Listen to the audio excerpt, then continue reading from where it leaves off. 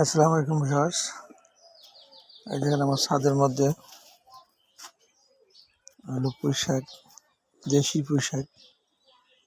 এটা খাইতে খুব সুস্বাদু, এর বিচি টিচি সব সহ খাওয়া যায়। এবং এই যে আমার টমেটো, এই টমেটোগুলো লাগিয়েছি, জাংলা হবে, জাংলার উপর উঠবে, একদম পুরো জাংলা ভর্তি হয়ে যাবে। এবং টমেটো ধরে সেই রকম থোকায় থোকায়।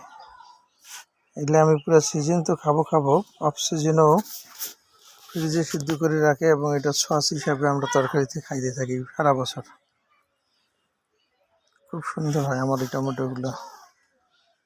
এরকম টবে লাগাই। এই যে তেলের বোতল কাটি, মাটি এবং সার দিছি, এই সারেই আমার হয়ে যাবে টমেটো। আসলে দেখার মতো হবে, প্রতি বছরই করি আমি।